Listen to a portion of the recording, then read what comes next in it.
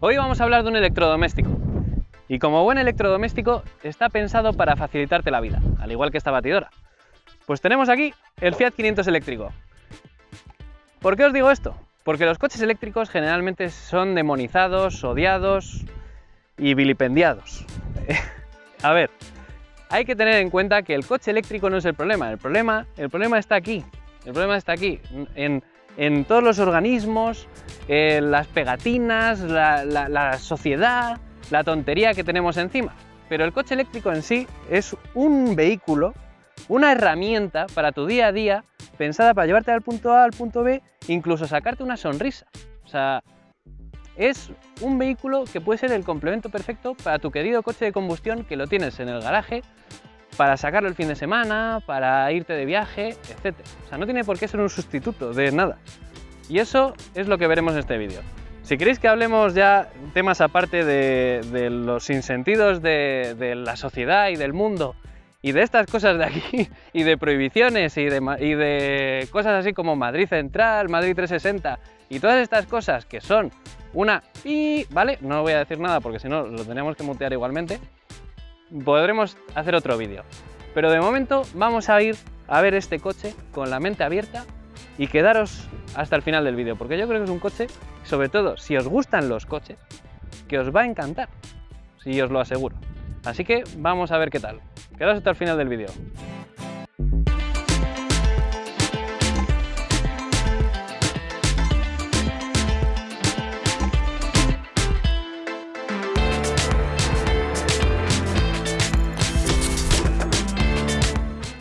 Pero antes de ponernos con este modelo, hablemos del 500, porque el 500 significa mucho para Fiat, fábrica italiana de automóviles de Turín, y también para Italia, porque el 500 es casi como una institución en sí misma.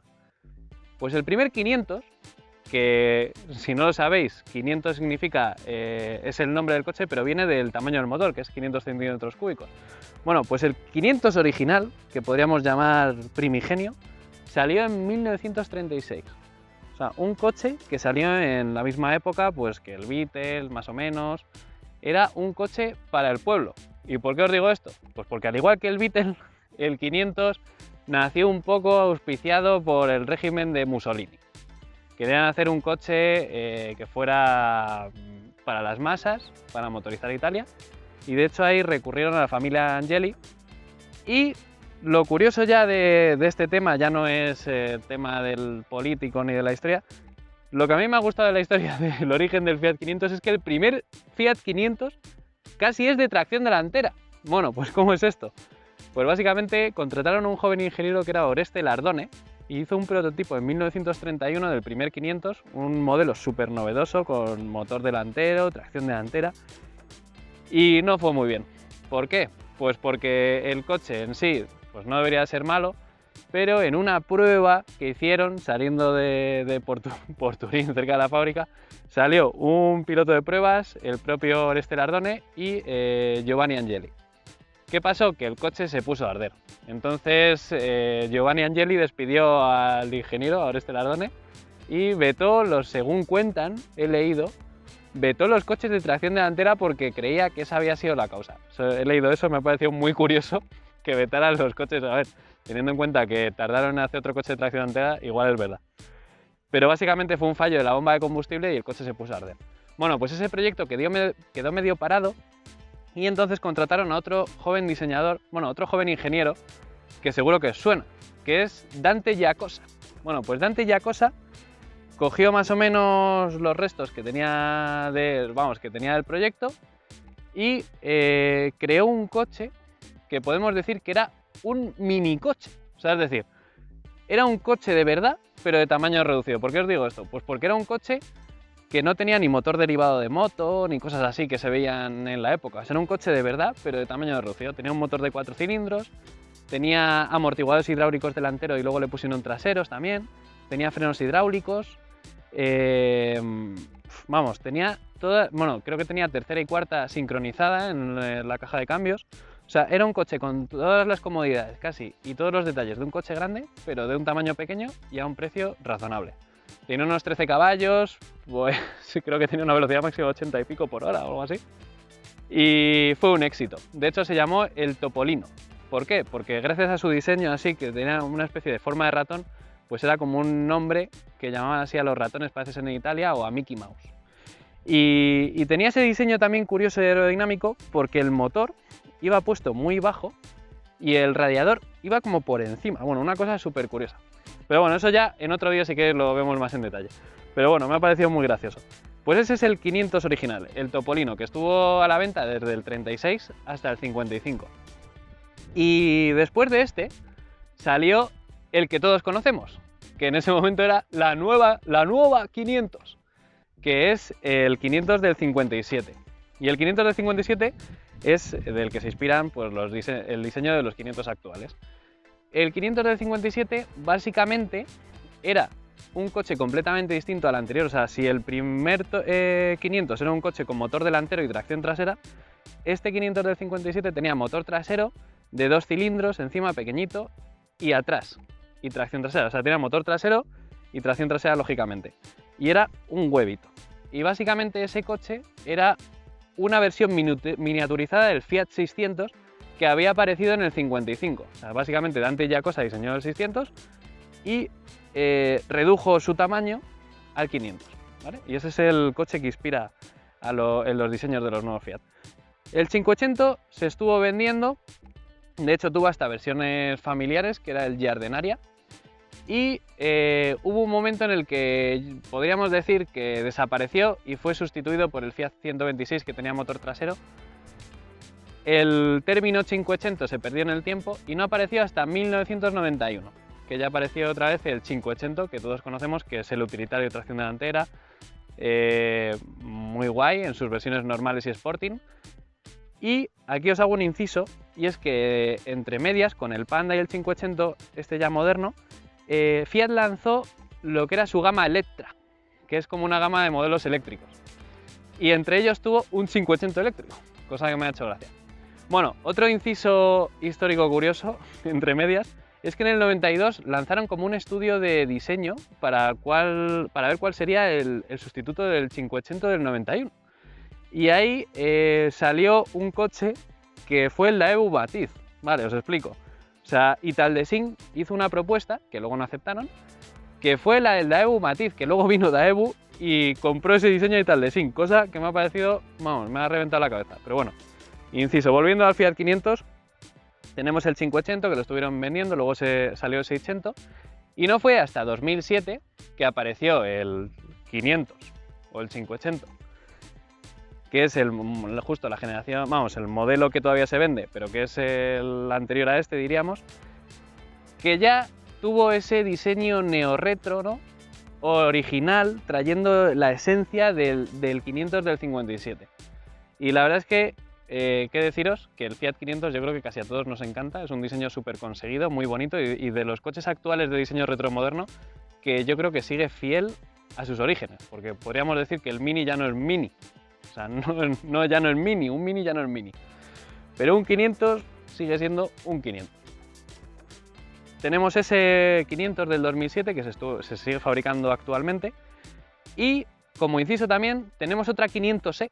O sea, si vosotros busquéis 500E en internet, igual os sale este, o os sale un modelo que salió en 2013. Y como curiosidad, esa también era de eléctrico.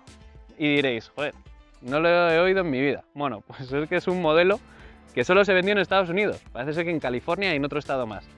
¿Y por qué fue esto? Bueno, pues porque Fiat, en su momento, para poder vender en Estados Unidos, concretamente en California, coches, tenía que tener un modelo de cero emisiones. Ellos tienen una ley en California, que es que cualquier marca que quiera vender coches en California tiene que tener sí o sí un modelo de cero emisiones. No sé si sigue esta ley en vigor, pero en esa época la tenían. ¿Y qué hizo Fiat? Pues cogió el 500, le puso un motor eléctrico y unas baterías. Y lo estuvo vendiendo, y la verdad es que con bastante éxito. Teniendo en cuenta que solo vendía allí. Y también, ¿qué problema tuvo Fiat con ese 580 eléctrico? Pues que le costaba dinero. O sea, de hecho el propio Sergio Marchionne, que era entonces el director de la FCA, dijo en una rueda de prensa que no lo compraran, porque les costaba $14.000 por coche. O sea, claro, pero también os digo, si igual lo hubieran vendido en Europa, pues igual hubieran conseguido mejorar la inversión, entiendo, pero bueno. Así que nada, este sería, ya llegó en 2020 y fue el sustituto espiritual de ese 500 eléctrico. Deciros que este coche se fabrica enteramente en Turín. O sea, de hecho, los detalles de las puertas que os enseñaremos, en el interior tiene el Skyline de Turín. Yo creo que los de Fiat están orgullosos de tener este coche en Turín, y es que el 500 es algo emblemático, y deciros que juraría que hasta hoy hay muchos que se siguen fabricando en Polonia, porque históricamente los han estado fabricando en Polonia. Y esa es un poco la historia del Fiat 500. Y ya como inciso final en esta historia, para que veáis la importancia ya no solo del 500 en Italia, sino en el resto del mundo, hubo una exposición en el MoMA que se llamaba El valor del buen diseño, que sacaron un Fiat 500 del 57. Bueno, era un modelo posterior, pero el que nosotros conocemos como el modelo del 57, diseñado por Giacosa. Y es que es una obra de arte, es una cosa pequeña, hecha con su propósito, funcional, y que encima nos agrada a la vista.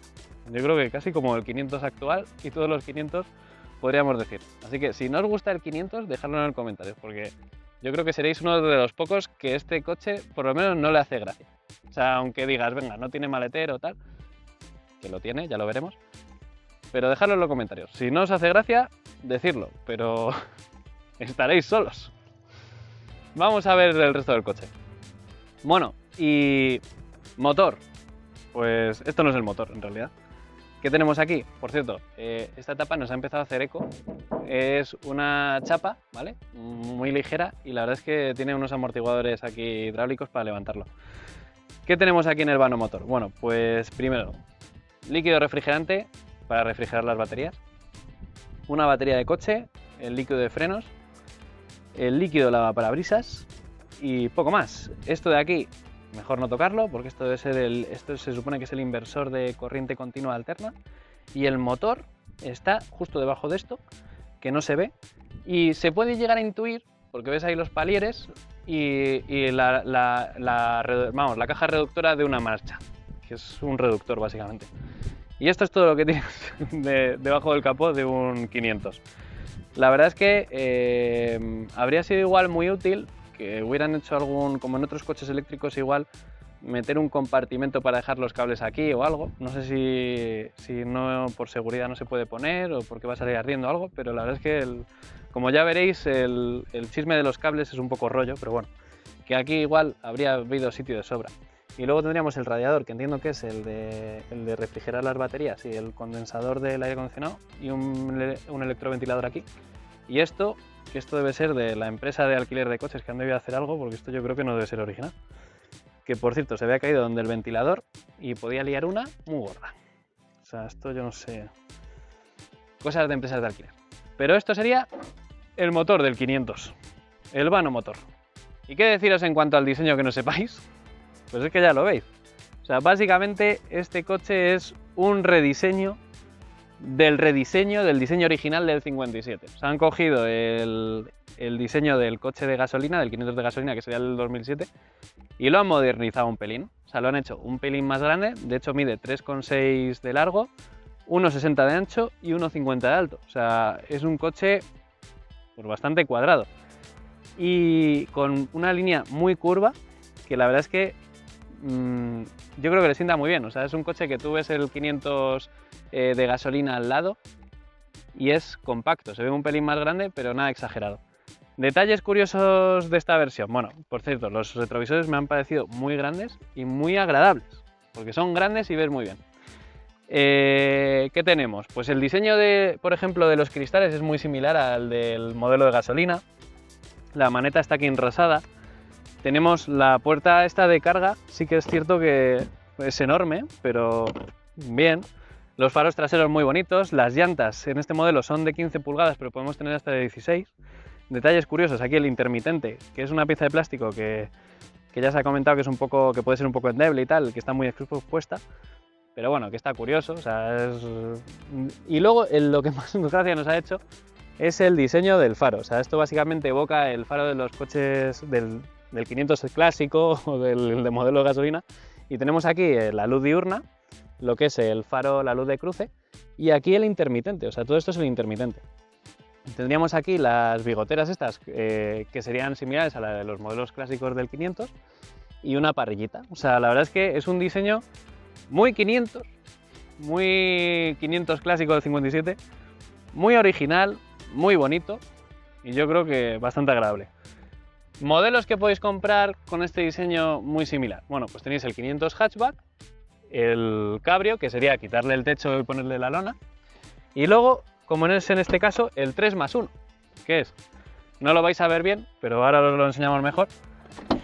Tienes una puerta y otra puerta. ¿Qué pasa? Que, por ejemplo, bueno, esto, para que veáis la puerta, lo voy a colocar así.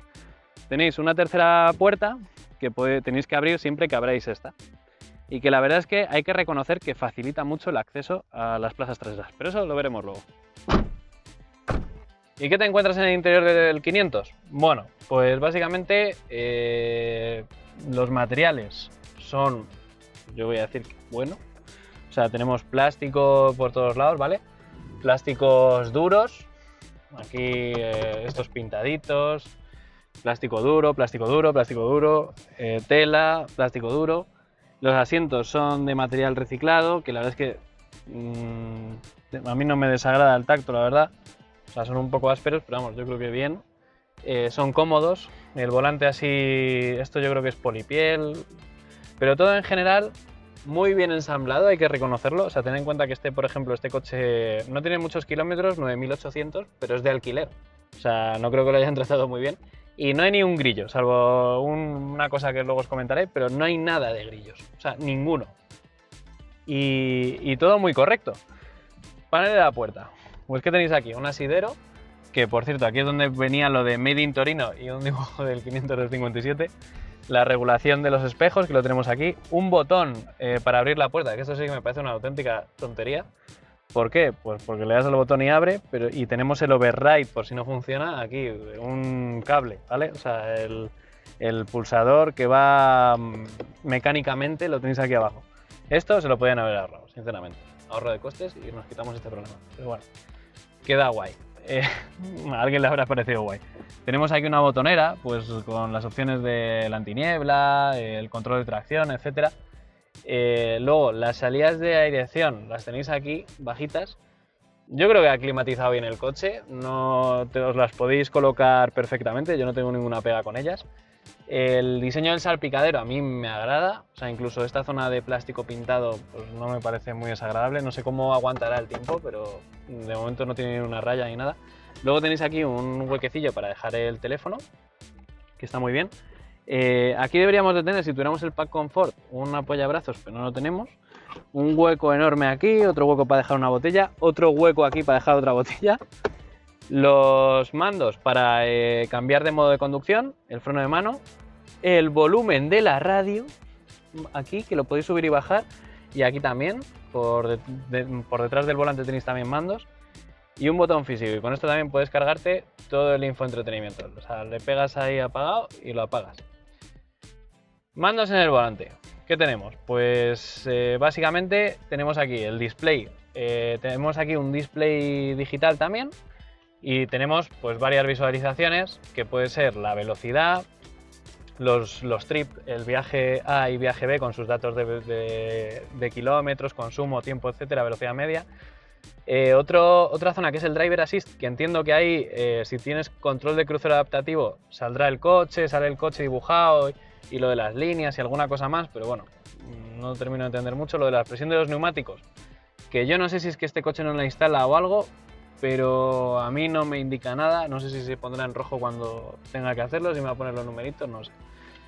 En audio, pues veis la radio, lo que esté sonando. En navegación se te pone la misma pantalla del navegador aquí, que está muy guay para ver las indicaciones, como un virtual cockpit de Audi, pero bastante guay.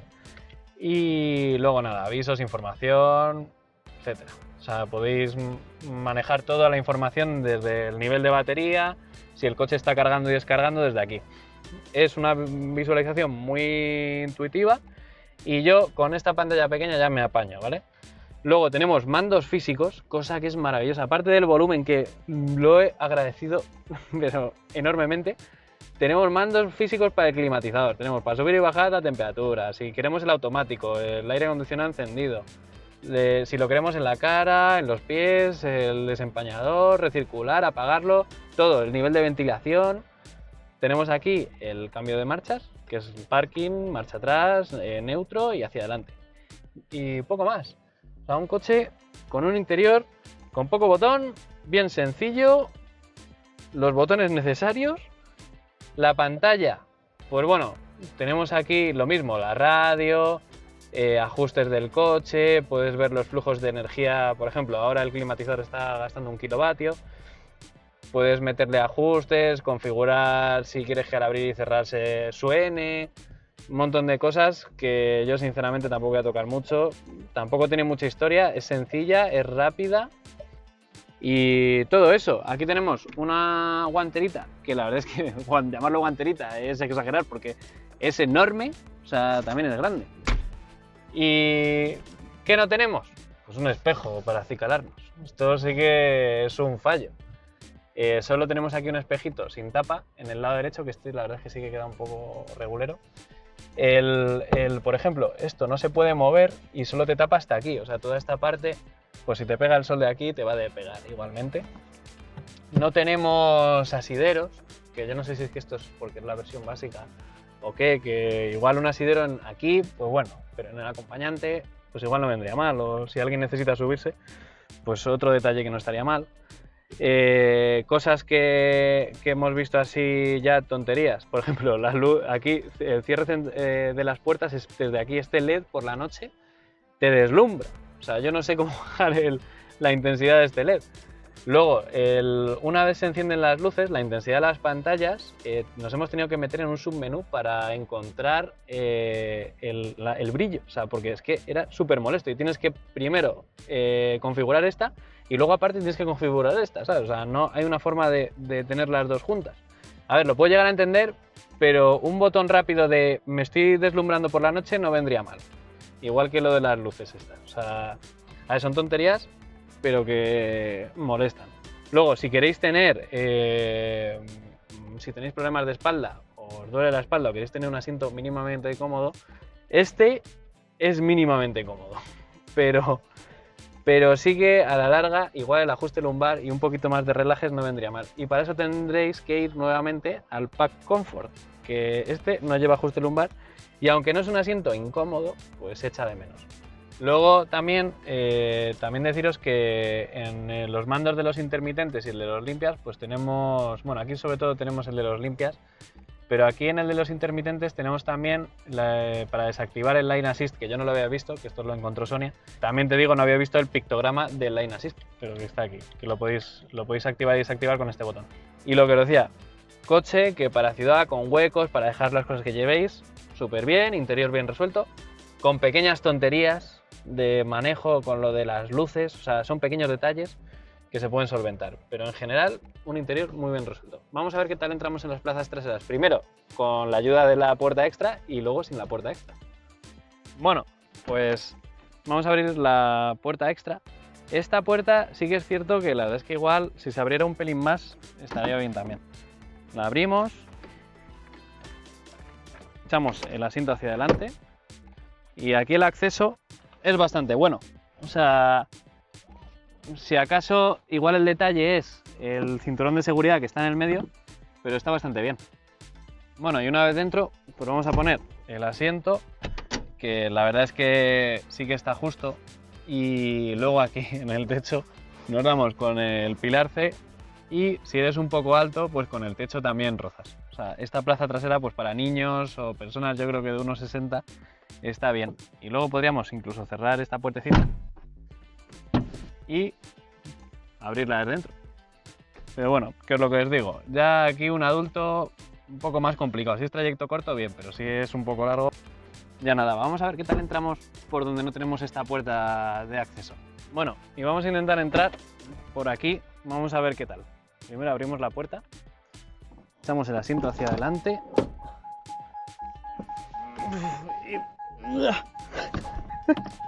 ¡Estamos dentro! Bueno, no podemos decir que ha sido muy sencillo, ¿verdad? He de reconocer que la puerta extra este espacio ayuda bastante. Vale, se estaba volviendo loco. O sea que si podéis comprar el 3+1, vamos, si vais a comprar uno de estos, la puerta extra es necesaria. Si vais a meter a alguien o intentar tocar lo que hay detrás. Y ahora para salir, pues igual. Seguir así, contorsionismo. Así que nada, personas mayores aquí, mejor no. Bueno, y de maletero tenemos 185 litros, que la verdad es que para el tamaño del coche no está nada mal. Y la maleta, pues, o sea, tenéis hueco para una maleta, dos, tendríais aquí hueco. El mayor problema, o sea, como veis, la maleta la tenéis aquí y sobra espacio. Vendría por aquí el maletero. El mayor problema es esto. Y es que, como os decía, lo de los cables, pues los tenéis que llevar en esta bolsa, que os lo lleváis aquí o aquí o aquí, pero que no hay sitio para dejarlos cómodamente. O sea, que esto siempre va a estar por aquí, molestando.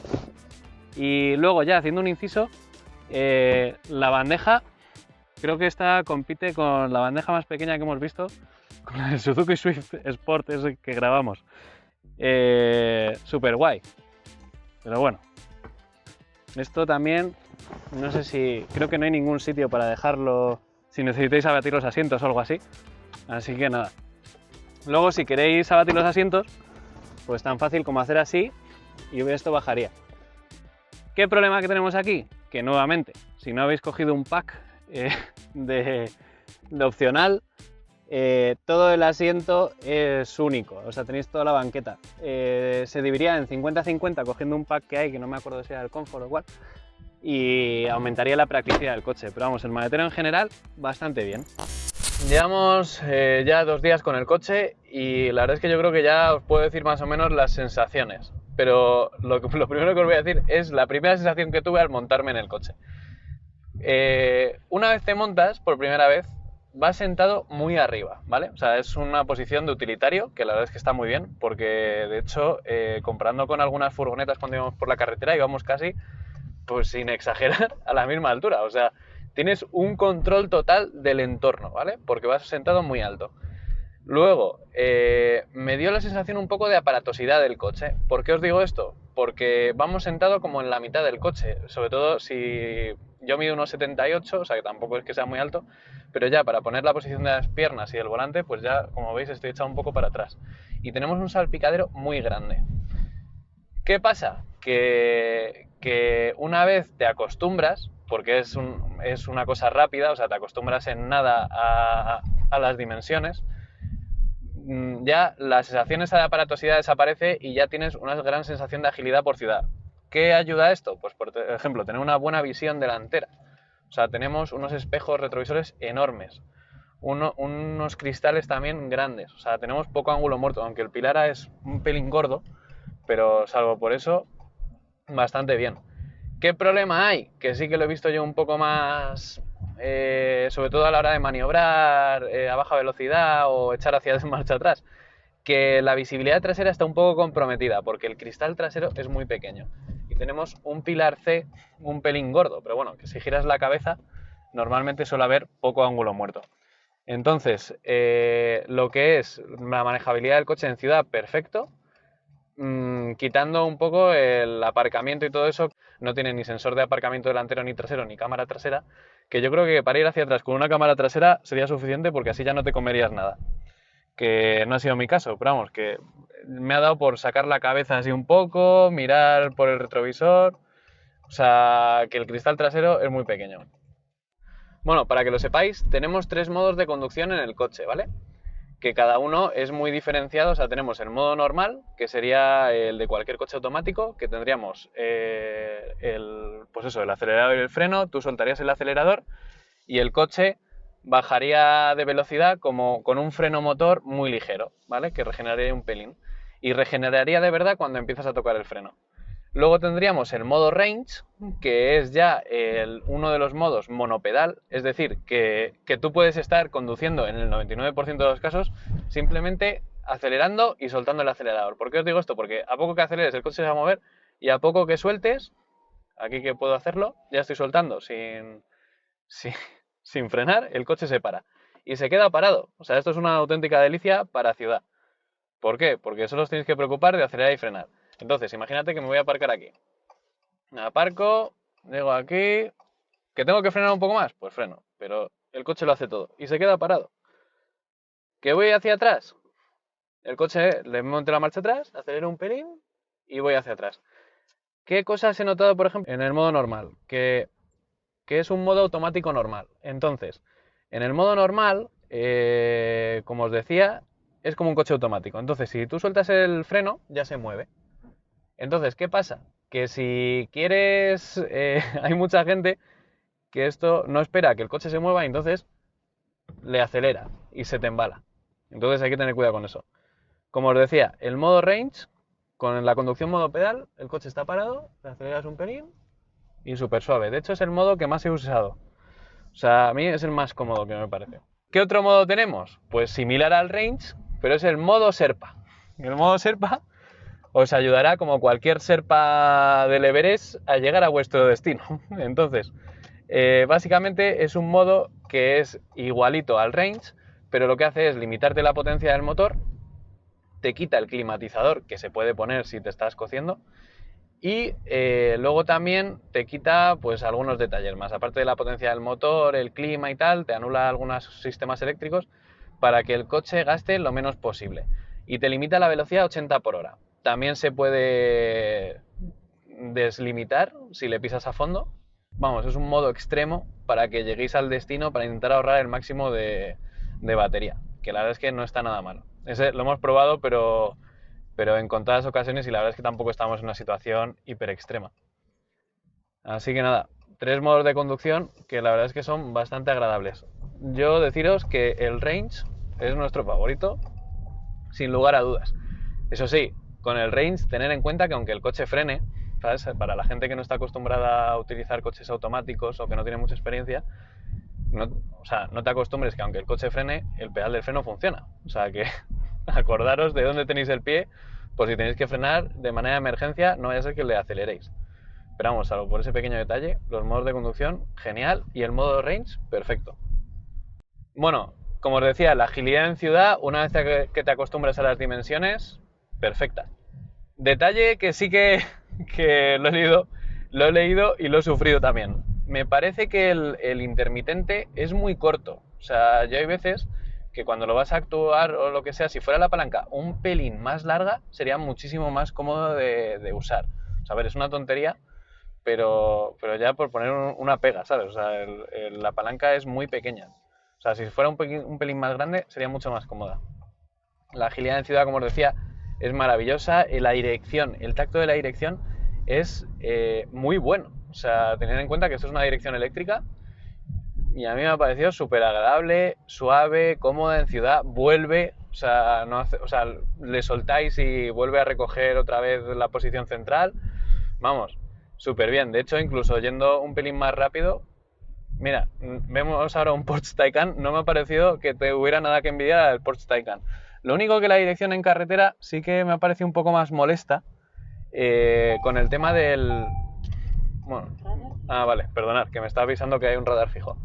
Me ha parecido un pelín más molesta en el sentido, no por la dirección en sí, sino por el line assist, que a mí esto no me gusta. Y entonces, por ejemplo, si te vas a cambiar de carril y en medio del carril, por ejemplo, se te quita el intermitente por cualquier razón, pues a veces te da un volantazo o algunas cosas así, que o te acercas un poco a la raya y empieza como a darte los volantacillos estos para colocarte y a mí me molesta. Entonces hay un botón aquí en el intermitente, que de hecho lo encontró Sonia porque yo ni lo veía, y con este, si le das, se puede desactivar y ya eres feliz, que de hecho lo voy a desactivar. Ahora ya está. A ver, las ayudas a la conducción están muy bien, pero hay veces que te ponen un poco negro. Pero bueno, por lo demás el coche genial. Vamos a coger ahora la autopista, porque por ciudad es un coche maravilloso, pero es que por carretera va realmente bien. O sea, la sonoridad a baja velocidad es muy buena, pero es que a 120, 130 el coche es bastante silencioso. Lo único que tenemos en esta unidad en concreto es que han puesto unas matrículas metálicas y en el portón trasero, pues como no le han puesto el soporte de la matrícula, hace un rateo, hay un ruido a lata, pero que es de la matrícula. O sea, si le hubieran puesto unas matrículas de plástico no sonaría. Pero el coche, ya os digo, Una de las ventajas de los coches eléctricos es el silencio. Y también es el principal problema, porque claro, los ruidos aerodinámicos se acentúan, pero en este caso los retrovisores, que son bastante grandes, no generan ningún tipo de ruido. Vamos a ver si podemos coger el carril central. Vamos, el izquierdo, y nos ponemos aquí a 120. La aceleración muy buena, o sea, no vais a echar en falta más potencia, yo creo. Podéis poner a 120 sin problemas. Y lo que os digo, el ruido, lo que es el ruido aerodinámico, casi nulo. Y luego, si acaso, un poco de rodadura atrás, pero vamos, que es súper silencioso. Ahora mismo porque no llevamos música, pero si le ponemos música ya no oíais nada. O sea que bastante bien. El Fiat 500 lo tenéis en dos versiones, una de 95 caballos y otra de 118. Nosotros hemos probado la de 118. Entiendo que la de 95 caballos, ya que dicen que acelera de 0 a 100 en 9 segundos, igual que la de 118, tendrá el mismo motor y tal, no sé, luego igual lo caparán electrónicamente, entiendo. Pero vamos, lo que es el empuje del coche, o sea, tiene 118 caballos supuestamente, 220 Newton de par, que son instantáneos. Para que os hagáis una idea, un Abarth de el 695 SS, creo que es, tiene 250 Newton metro. O sea, también es cierto que pesa 200 kilos menos. 200 o 300, bueno. Pero tiene casi el mismo par que un Abarth. Entonces, lo que es el empuje, y además es par instantáneo, lo que es el empuje de parado es muy bueno. O sea, de 0 a 100 en 9 segundos, lo que quieras, si le quieres pisar, en cualquier situación, acelera muy bien. Incluso yendo a 110, 120, el coche empuja. O sea, tú le pisas y responde. El único hándicap, que es lógico, que tenemos en la mayoría de coches eléctricos, es que la velocidad máxima está limitada a 150. Esto es básicamente pues porque la aerodinámica tampoco es que sea espectacular, porque no he conseguido encontrar ningún dato de aerodinámica, pero yo entiendo que estará sobre los 0,30, no lo sé, porque no he encontrado el dato. Pero siendo un hatchback y tal, a pesar de que consume muy poco porque tiene poca superficie frontal, no... O sea, en autopista, además a lo que pases de 120 ya va a empezar a gastar de manera exponencial, entonces la velocidad máxima está limitada a 150, no puedes correr más. Y también es lógico. Pero bueno, que con ese margen de velocidades, 120, 130, ayer volvíamos de Toledo a 125, 130, y de hecho éramos casi los más rápidos que de la carretera, cosa que tampoco me explico, pero bueno. Y va muy bien. O sea, el coche se desenvuelve muy bien en ciudad, tiene suficiente potencia, de hecho excesiva. Yo creo que es hasta juguetón. Y luego el peso. El peso es elevado para el tamaño del coche que es, porque, como os decía, un Abarth, por ejemplo, un 500, yo creo que está en los 1100, y esta versión pesa 1360, entiendo que en vacío, que bueno, el único líquido será el de refrigerar la batería. La versión de 95 caballos sí que pesa 100 kilos menos, por la batería, que es más pequeña. Bueno, y lo más importante, para nosotros sobre todo, es divertido de conducir. ¿Cómo va dinámicamente? Porque os he dicho que en ciudad es muy ágil, que en carretera va muy bien, pero ¿y si nos encontramos un tramo de curvas? ¿Cómo va? Pues obviamente, para empezar, tiene empuje. Obviamente no es un GR Yaris, pero va muy bien. De hecho, ahora lo voy a poner en el modo normal y voy a ir acelerando y frenando como cualquier coche normal. Como os decía, tiene un peso de unos 1360 kilos, pero como es un coche eléctrico, tiene el centro de gravedad muy bajo. Tiene un reparto de pesos muy bueno, de un 52 delante y 48 detrás, y eso hace que tenga una agilidad muy buena en las curvas. O sea, es increíble lo bien que va el coche. O sea, va muy plantado en la carretera, va ágil, es dinámicamente comunicativo. O sea, el coche con la dirección tiene un tacto muy bueno. De suspensiones es un esquema muy sencillo porque es McPherson delante y brazo tirado con puente, vamos, es un puente torsional detrás. Es súper sencillo, pero está muy bien ajustado para que tenga el compromiso justo entre comodidad, un pelín tirando hacia el lado firme, pero luego recoge muy bien los baches. O sea, notas cómo las ruedas van trabajando, cómo el coche digiere los baches, o sea, cómo se reparte el peso entre un lado y otro. Es cierto que es un coche que no es tan ligero, por ejemplo, como un Abarth, pero oye, no es una locura de peso, las inercias se notan, pero dinámicamente va muy bien. Y de hecho, os digo más, hemos probado muchos coches eléctricos Entre ellos el Porsche Taycan, que ya os dije en su momento que me parecía el mejor coche eléctrico que he probado.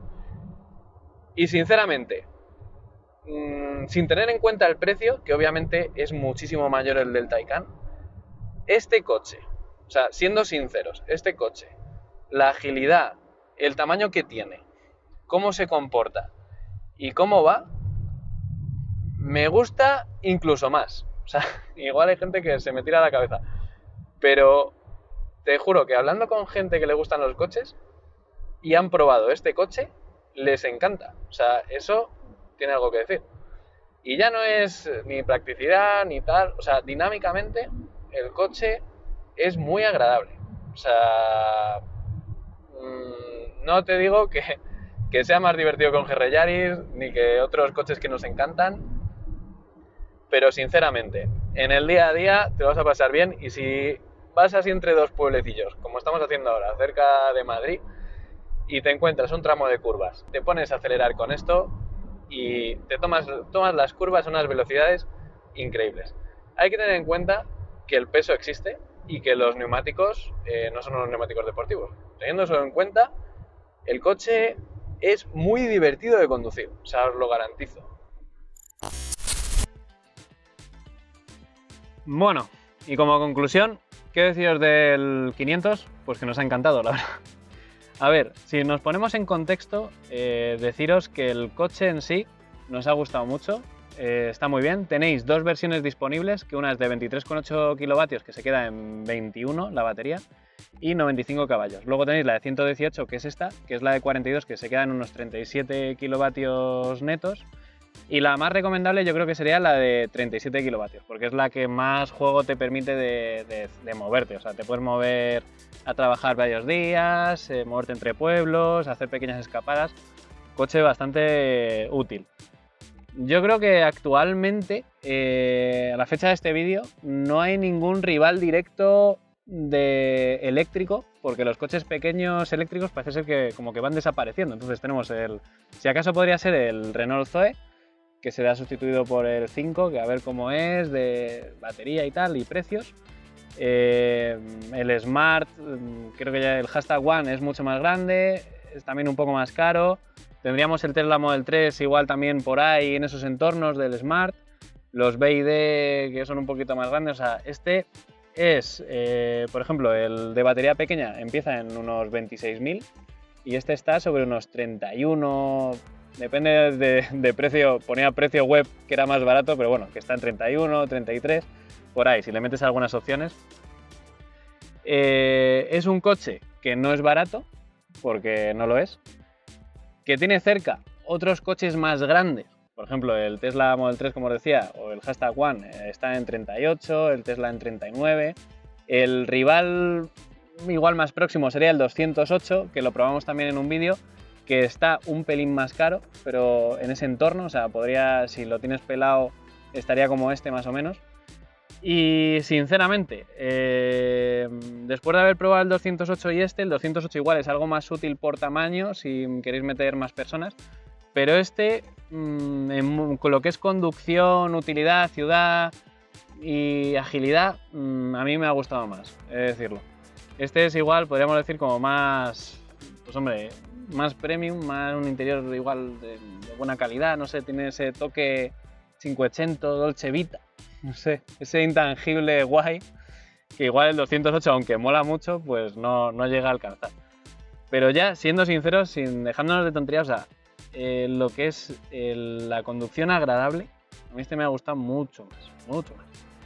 Entonces, que como diría nuestro amigo Enrique, si queréis un vehículo que no beba zumo de dinosaurio, yo creo que este sería muy buena opción. Y si pudierais, ya que el precio en general de todos los coches, incluso de segunda mano, es una locura, yo miraría unidades, como este se empezó a fabricar en 2020, incluso unidades de segunda mano que si están bien y tienen bien la batería, igual son más rentables que comprar uno nuevo. Esto no se lo digáis a nadie.